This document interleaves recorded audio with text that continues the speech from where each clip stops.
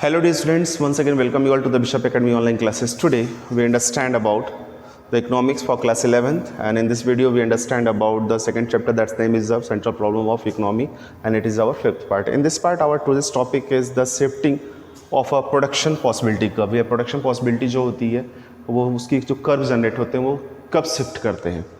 तो सबसे पहले बात करें कि when does the PPC take a slope of a straight line, तो कब ये स्ट्रेट लाइन को मेंटेन करता है और कब ये शिफ्ट करता है. तो इसमें पहला कहता है PPC take the slope of a straight line when the marginal opportunities cost और the marginal rate of transfer become constant. जो अपॉर्चुनिटी कॉस्ट होती है यानी कि दो यूनिट्स के बीच में, दो गुड्स के बीच में जो पॉसिबिलिटीज हमारी होती है, जैसे ये कह रहा है कॉनकेव होता है हमारा, सॉरी हमने थोड़ा सा पिछले वीडियो में थोड़ा सा डिफरेंट बना दिया था. तो कॉनकेव जब हमारा होता है तो यहाँ पे कह रहा है कि ये हमारा एक्स एक्सिस हो गया, ये वाई एक्सिस हो गया, ये 0 हो गया, ये 1, ये 2, 3, 4 हो गया, 1, 2, 3, 4 हो गया. अभी यहाँ पे अगर देखें तो पहला पॉइंट हमारा यहाँ जनरेट होता है ए बी सी डी और यहाँ पे E. ठीक है. अब देखिए यहाँ वीट को लिया गया है, वीट, और यहाँ पे लिया मशीन्स. ठीक है. अब यहाँ पे जो कह रहा है कि हमारे पास प्रोडक्शन पॉसिबिलिटी कब है कि PPC take a shape of straight line. Straight line की शेप वो कब लेगी जब ये क्या हो कि हमारे पास अपॉर्चुनिटी या मार्जिनल कॉस्ट जो हो, कहता है rate of transfer become constant, जो दोनों की सिचुएशन है वो क्या है कांस्टेंट हो, यानी कि इसमें कोई बदलाव नहीं, यानी कि हमारा मशीन का जो सिचुएशन है इज इक्वल टू वीट, ये दोनों अगर बराबर हैं तो इसमें बहुत ज्यादा बदलाव नहीं आएगा. फिर यहां पे कहता है when the ratio between loss of output in goods Y and the gain of output of goods X remain constant, यानी कि दोनों की सिचुएशन क्या हो, एक जैसी हो. तो कहता है while the some resources are shift from the production of a goods Y to goods production of goods X, तो इस सिचुएशन में यहाँ पे कोई बहुत ज़्यादा बदलाव नहीं थी, ये इक्वली सिचुएशन को मेंटेन करता है. अब बात करता है shifting rotation of production possibility curve.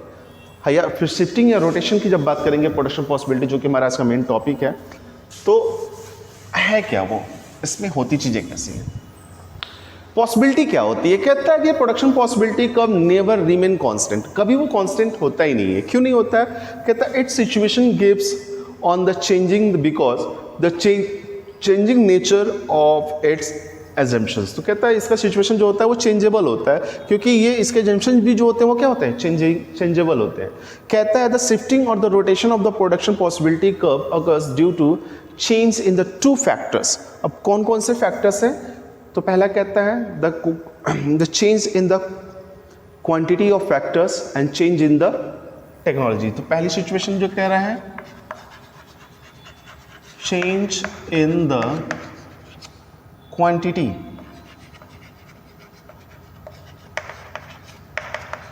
Of factor, और दूसरा आता है चेंज इन द टेक्नोलॉजी.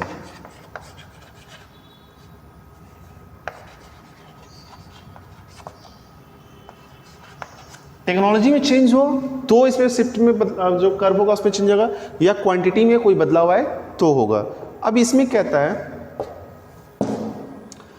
कि दो रीजन दिए गए हैं कि shifting in production possibility curve, two reasons. दो रीजन कौन कौन से हैं, पहला कहता है चेंज इन रिसोर्सेज. रिसोर्सेज जो हमारा फैक्टर है किसी प्रोडक्शन पॉसिबिलिटी, प्रोडक्शन को मेंटेन, उसके रिसोर्सेज में अगर चेंजेस आए तो इसके प्रोडक्शन पॉसिबिलिटी कर्व में शिफ्टिंग आएगी.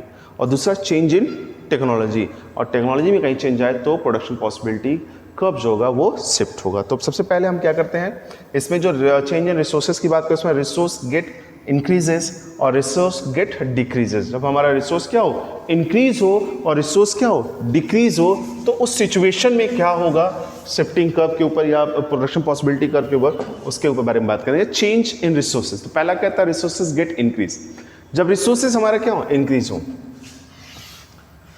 अब मान लीजिए क्या है, हमारे पास गुड्स एक्स है और गुड्स वाई है, दोनों के रिसोर्सेज में बदलाव आ रहे हैं। जब दोनों के रिसोर्सेज में बदलाव आएंगे तो क्या होगा, मान लीजिए ये पहले का कर्व हमारा था, यानी कि अगर हम देखें ये ओ हो गया, ये हो गया गुड्स एक्स, ये हो गया गुड्स वाई, ये वाई हो गया, ये एक्स हो गया, ठीक है। तो पहले क्या था, ये प्रोडक्शन पॉसिबिलिटी जो थी वो पी पॉइंट पे थी पहले, लेकिन दोनों के रिसोर्सेज में जैसे ही बदलाव हुआ, यानी कि resource of goods X and resource of goods Y के जैसे ही बदलाव आए, तो इन्होंने अपनी प्रोडक्शन पॉसिबिलिटी कर्व क्या हुआ, इंक्रीज होने की सिचुएशन में ये आगे की तरफ बढ़ा दिया। यानी कि जैसे ही रिसोर्स बढ़ गया प्रोडक्शन के लिए, तो इनका जो शिफ्टिंग कर्व है वो भी क्या हो गया, इंप्रूव हो गया। यहाँ थोड़ा देख लेते हैं कि due to increase in the resources, resources क्या थे, बढ़ गए। जैसे मान लीजिए क्या है कि ये 40 रुपए हमारे पास पहले थे, अभी वो हो गए 60 रुपीज, तो अभी 20 रुपीज हमारा क्या हो गया, इंक्रीज हो गया। तो ये जो 40 था पहले, टोटल 40 रुपीज का आता था या 4 यूनिट आता था, अभी ये 6 यूनिट्स की तरफ मूव कर जाएगा। यानी कि अगर देखें तो ये P से P1 की तरफ चला जाएगा। अब ये क्या है, हमारा जितना सोर्स बढ़ा है, रिसोर्स बढ़ा है, उसी के हिसाब से इसके प्रोडक्शन पॉसिबिलिटीज में भी क्या हो गया, इंक्रीजिंग हुई है। थोड़ा सा लैंग्वेज की तरफ फिर से चलते हैं। Due to increase in the resources, the more production of the goods और X and goods Y become possible. जैसे इंक्रीज होगा रिसोर्सेज, तो ज्यादा से ज्यादा प्रोडक्शन गुड्स एक्स का, गुड्स वाई का पॉसिबल है। फिर कहता है and as a result the production possibility curve shifting to right from its original position. और इस तरह से क्या होता है कि जब रिसोर्सेज बढ़ गए, तो जो ओरिजिनल पोजीशन पी जो ओरिजिनल पोजीशन है, यहाँ से शिफ्ट करके राइट की तरफ मूव करेगा, वो P1 की तरफ मूव कर जाएगा। Due to increase in the resources, this curve shift from right and new production possibilities becomes P1। Resources के बढ़ने से क्या होता है, हमारा क्या होता है, प्रोडक्शन पॉसिबिलिटी कर्व में चेंजेस आएंगे। फिर कहता है डिक्रीज इन द रिसोर्सेज। भाई जब रिसोर्सेज डिक्रीज होंगे,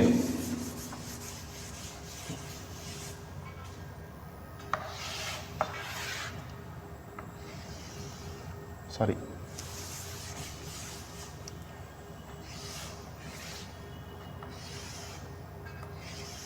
अभी तो हमारा रिसोर्स बढ़ा है, तो P से P1 की तरफ मूव कर जाए।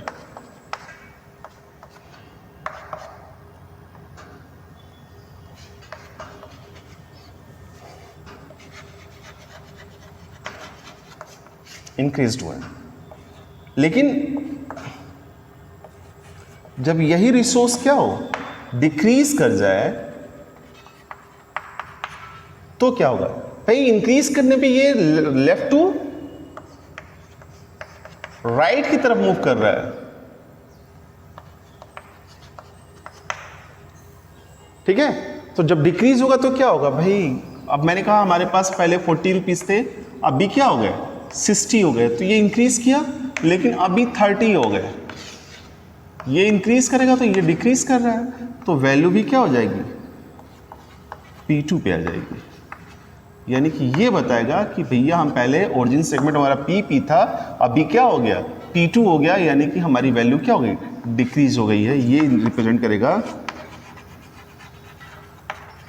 डिक्रीज्ड, और इसकी वजह से क्या होगा, राइट से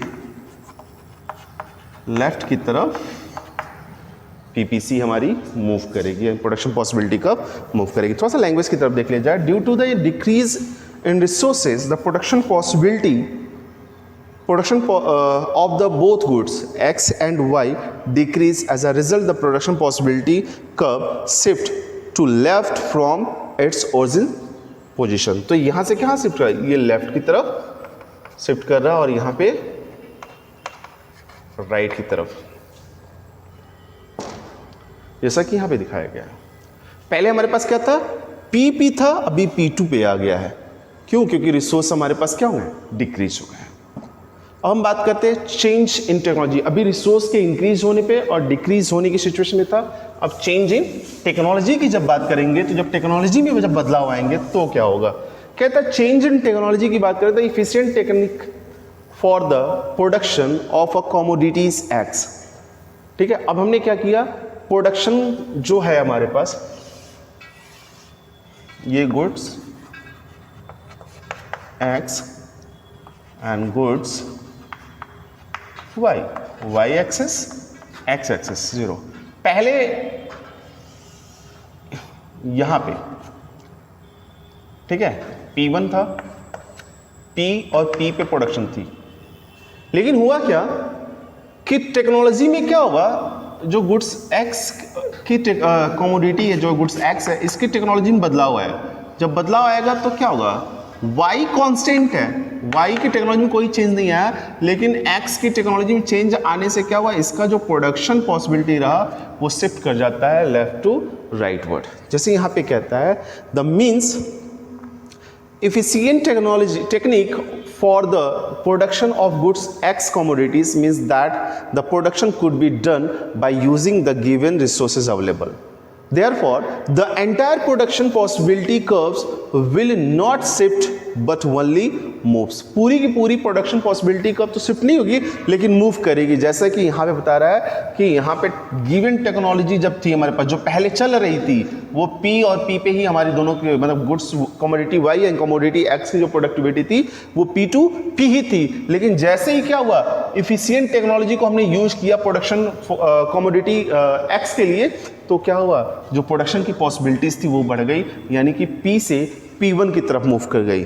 तो यहाँ पे भी कहता है due to the use of efficient techniques in the production of a goods X it rotate to be becomes a P से P1, P2 P1 की तरफ मूव कर जा रहा है। यानी कि टेक्नोलॉजी में अगर चेंजेस आते हैं किसी एक गुड्स में, तो उस गुड्स से जिसकी टेक्नोलॉजी में चेंजेस आ रहे हैं, जब टेक्नोलॉजी कॉन्सेप्ट है जो पहले से कांस्टेंट होने की वजह से दोनों की प्रोडक्टिविटी सेम हो रही थी, P से P की तरफ हो रही थी, लेकिन गुड्स X की टेक्नोलॉजी में चेंजेस आ गए, टेक्निक्स में जो प्रोडक्टिविटी की टेक्निक उसमें बदलाव आ गए, तो ये कहाँ की तरफ मूव गई, P से P1 की तरफ मूव गई। तो जब टेक्निक में चेंजेस आएंगे तो भी प्रोडक्शन पॉसिबिलिटी कब क्या करेगा, शिफ्ट करेगा।